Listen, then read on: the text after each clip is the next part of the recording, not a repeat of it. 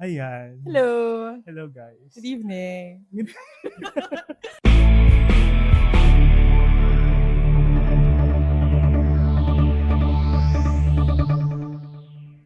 Hello, I am Josh. I'm Aliyah. Francisco. And this is a podcast na pupunta somewhere Yes. one day, Yeah. It's just starting. we're feeling it out. Yeah.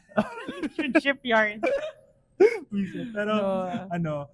ano ba tawag dito? Background, nasa Davao kasi ako ngayon for a conference and it happens na nandito si Aliyah ngayon. Yes. Yeah. So I'm Aliyah Francisco. Also known as Vitamin Ray. Follow her. Wala akong composure. Follow her sa TikTok. Yeah. Currently I'm in Davao. Josh and I know each other from UPLB. Yeah. Currently I'm 23. And you are? Oh my gosh, magta-25 na ako next year. Yes. So 24 ka pala. Just say Okay, that. Just sige. say that. Okay. Kapag lumabas to, siguro 25 na ako. I'm a graduate of BS Agriculture and Biotechnology. I majored in animal biotechnology. I used it as my pre-med and currently in my gap year before I enter medicine. And I'm Josh. So I graduated then sa UPLB and I took my bachelor's in agriculture. I was a BS Agricultural Biotechnology student as well. Pero ayun, nag-shift ako sa agriculture and I took my master's and we are actually batchmates. Ano ba tawag sa ganun? Batchmates na gumraduate. Class of 2024. So, same kami. So, I graduated from my master's. Tapos siya sa My undergrad. undergrad niya. And ngayon, I don't know, random lang to. Naisip lang Yeah. namin out of nowhere. They're just fellow yappers who just Yeah. want to yap and document Yeah. themselves. Yeah. Kasi we feel like we have something substantial to say. Don't we all? Don't we all? Don't we all? Yeah.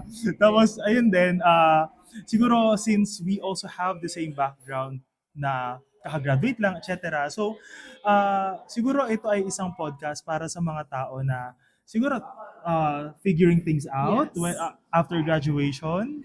And Yeah. we just want to be the ones who tell you that you're not alone. Yeah. That's nice. That's nice. Insightful. Profound. Ganito pala itong buong podcast. May discussion board sa yes. Canvas. Okay, sorry. Pero yeah, this will be a podcast about life after graduation. Chill lang na conversation. Definitely. Yeah. So, yes, partner? When I graduated from my bachelor's, alam ko na mag-masters ako agad-agad. So, I graduated early. I worked for 6 months before yung masters. Pero alam mo yun, parang nakalatag na siya. And now, ang naging coping mechanism ko for that is to continue with my PhD. Pero chill pa lang yung PhD ko ngayon. I only have 3 units. And ayun, siguro, ang biggest surprise ko is that mahirap mag-transition. Okay. Like, totoo yun. Kasi parang coming from that background na okay, pagkatapos ng college, alam mo na meron kang pupuntahan, na meron ka ng work after, etc. So ngayon, parang okay, naging coping mechanism ko na, okay, sige, tutuloy ako sa PhD kasi parang I still have this time to think about it. Mhm. Tapos ang parang ginawa ko ay, yung ginawa ko is to enroll only one subject this semester para light siya. It's a surprise for me na merong ganitong period na hindi ka sure. Pero at the same time, may ginagawa ka. Okay. Ayun. Ayun siguro. To preface How about na-delay kasi ako to graduate college. So I took like my last semester of college just doing my thesis, just my undergraduate thesis. So I had this weird period of time where I felt I was so lost. That transitionary period made me mentally prepare siguro for graduation. Pero I guess I was very happy na may transition akong gano'n na, like wala masyadong iniisip na units, it's just not school. It was like thesis is life. Well, that's very privileged to say, but like it's just thesis and life. But then the biggest surprise, even after that like parang chill period of just thesis, was how busy college makes you. I don't know like how to explain it, pero That's good. parang like if you're so busy with college, you don't realize how big the world is. That's Yeah. like such a big surprise. Na parang my life was just college. That's it. Gets. And then, wala. Tapos all of a sudden, surprise, there's so much more outside of college. Na parang, Totoo. so, alam mo yun, papasok ka ng college, you enroll in a course na, you just know its name. Wala kang halos background. And then, boogsh, yun lang buhay mo for the rest of the Yeah. 4 or 5 years that you take it. Yeah. And then the biggest surprise after that is parang, now that I have this degree, Anong what gagawin now? ko? What's Diba? next? Parang next? ganon. Yun, that's the biggest surprise to me. Parang I made it the center of my life, now it's gone. That's the biggest surprise. Nawala siya. Yeah. What do you think naman is the hardest part of leaving college? It's more of like you built your life around it. The hardest part is parang it's you leave something that you've built. Alam mo yun? It's hard not to get attached to people, to the place, to the Yeah. environment, the culture. And yung fact lang mismo na meron kasing structure na agad yung life mo, parang Yeah. given na siya. Yeah. Tapos, ayun. Then all of a sudden you're on your own. Yeah. You have to structure your day, you have to manage your own time. Like I mean, that wasn't the hardest part. The hardest part talaga for me is it hit me not during graduation but after. But I guess it ties in with the first question na parang it was after college when I realized na shit. Yes, Wala na okay siya. Oo. That was the hardest part to accept.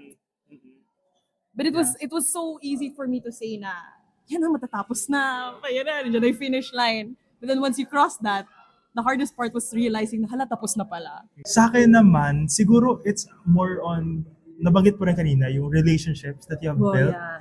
And I think that is also one of the hardest things na kailangan kong i-let go. Knowing that I also stayed at the university for 2 years after undergraduate. So parang, ang isa sa mga hardest ganaps nun ay seeing my friends, my closest friends, move out. And, you know, even though some of them ay nagtrabaho ulit, papabalik sa LB, parang, you know, tas ngayon wala na ulit sila doon. And it is actually sad sa akin ngayon at this point. Kasi, like, for example, this semester, nasa apartment lang ako. So, parang wala na yung mga nagtatawag mag-KTV, wala na yung mga nagtatawag na kumain, gano'n. Yeah. And actually, nakakatuwa rin kasi I also have built relationships with my students na, alam mo yun, na kuya nila ako, gano'n. I have students dati na ang tawag sa akin yung kuya or they call me Josh na lang. Ngayon, nakakatuwa rin naman na this semester, may mga students ako na nami-meet ko, tapos ayun, kapag meron silang project sa school, etc., or regarding my own expertise on horticulture, syempre nagbibigay ako ng assistance sa kanila sa part na yun. So ayun, siguro yung part na yun on the relationships. On, Yeah. You have to realize na you entered college young. Bata ka pa. Everyone starts off young. And then you grow, you make a community, you meet people, you figure out things about yourself. You establish connections that you didn't expect to happen. Kasi papasok ka sa college, wala kang kilala halos. You enter college without a network. Like you build a network of people that you care about, stuff that you are passionate about, and then that's just like really hard to part ways with. You know, since it was really hard to leave back like your friends in college or people leaving you in college, like you should as a human you need to maintain a social circle, right? So how has your social circle changed since graduation? Siguro we shifted to online. Even just chatting. Ngayon, lalo na yung TikTok streaks. Yeah. I have friends na, these are people that I met before graduation last 2022. So hindi kami as in talagang super naging close no undergrad. Pero I'm really happy that even in those simple ways, let's say for example just chatting, replying sa stories, siguro ayun na yung ma-define ko ngayon na parang ayun na yung mode of my social life. Tapos I even have friends even from high school na alam mo yun, we send voice messages and just talking about stuff na nangyayari sa buhay namin ngayon. So, ayun, siguro from a physical one, nag-transition yun sa akin papunta sa more on Virtual. online or Okay, virtual. that makes sense. Yeah. I mean, yeah. Ikaw ba? Ano bang... Feeling ko, I mean, how my social circle has changed. It definitely has significantly changed since college. Like you come to realize na not everyone is permanent. For Yeah. sure. Like there are just some people that you meet, tapos wala na. Like probably ulit magkita ulit or despite them being a substantial part of your life in college, wala. Hanggang college lang talaga, mga iba. But, ayun, so, random thing is, like, super random that we're in Davao, right? So, social circles, definitely lahat ng social circles ko nasa Manila or nasa Laguna. And right now, I'm in Davao, my social circle is far. I was forced Create a to social. create Yeah. my own social circle here. And not only that, but like also it was a challenge to maintain. Ha? Mm, Yung malayo, Yeah. yung...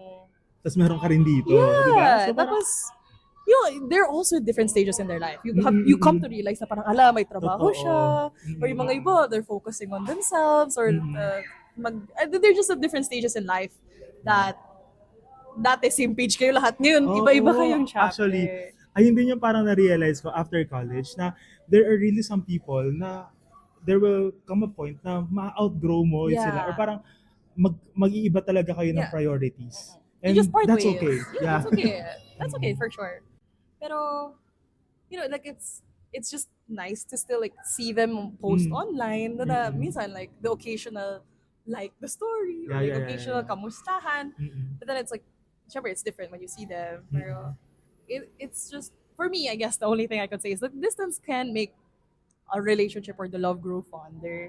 Na parang for example, Sir Josh, he randomly goes to Davao, tapos magkita kami. Like, imagine mo, parang from Luzon, na ginabunta sa Davao. What was that? So, Gani. Gani. Ayun din yung isa sa realization ko na what really filters your social circle ay kung kaya nyo mag-grow apart. Yes, definitely. No, like hindi kayo confined with, okay, kailangan close tayo, kailangan you are in the same space. Yeah, like yung high maintenance. Oo, yeah. like nagsimula akong mag-test ng mga friendships ko.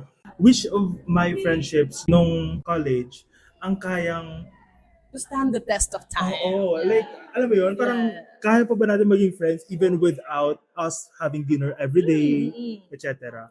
So, ayun, nakakatuwa lang din to really see people na even na sobrang tagal nyo hindi nagkita, pero pag nagkita kayo, parang walang nangyari. Oo. Yeah, it's just to catch up. Parang pause lang ang friendship. That's it resumes whenever you guys see each other. Yeah. Ang isa sa mga parang naging realization ko dati ay, sinong reference na ito? Hindi ko alam kung sinong reference na ito, pero parang ang sabi niya,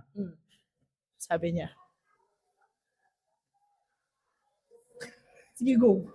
ay sa aking pagbabalik. So, i-edit na lang. Na, ano tawag dito? Habang tumatanda ka, you need to know more about yourself kasi habang papunta ka doon, mas nagiging alone ka. That makes sense. Diba? Na parang okay, yung mga friends mo ng elementary, ng high school, ng college, there will come a time that they will not have time for you anymore and that they will also focus on their careers, Themselves. their own goals, etc. themselves. So parang you need to be sure of who you are as a person or you need to know yourself. You need to appreciate your time being alone for you to also give value to the other people around you. Yeah. Kasi if you know yourself on what are your strengths, what are the value that you can give to other people, then everything that will happen will just overflow. Yeah. Everything na maibibigay mo sa kanila, either that's quality, pera, quantity time, ayan. So quality time, or yung, ayun, di ba? So, anong tawag dito? It will just overflow kapag alam mo yung self mo. Yeah, so like I think the best way to put that is you have to become your friend first before you become a friend for others. Oh yeah. Like ang ganda nun. Ino-note ko yan. like for real, like Totoo. like you come to realize that everyone will eventually focus on their own. They're their own main character. Yeah. So you have to Totoo. like if you can't depend on your social circle or your friends, depend on yourself because you are your own friend. Become your own best friend, your own cheerleader. Don't look for it in other people. Look for it in yourself. Like if you have the like pag if nape-pressure ka to maintain social circles, don't feel pressured. Like establish it within yourself first True. before you look outside. True. Ayun, siguro, Sana may natutunan kayo. oo, for sure, kung may makikinig man nito at makakarating ka din sa dulo, chat mo kami. Wow. Yeah. Tapos, may Feel free to premyo reach kayo. out. May premyo. Ang umabot Bibigyan hanggang ko sa kayo. dulo, may Bibigyan ko Gcash kayo na- price. Yes, Gcash na 50 pesos. Ang laki doon, 10 Tapos- piso lang iniisip. Siyempre, meron ng depreciation. Mag-depreciate na ang value. Calculated for inflation. Ganyan. Ayun. Pero yeah, thank you very much for listening dito sa podcast na to. Yes. And again, I am Josh. I'm Malia. And we are... Josh and Aliyah. Nakakatawa. Ganun na dapat yung end natin. Yung mag-usap tayo tumatawa kunwari. Okay na yun. Bye-bye. Bye, thanks.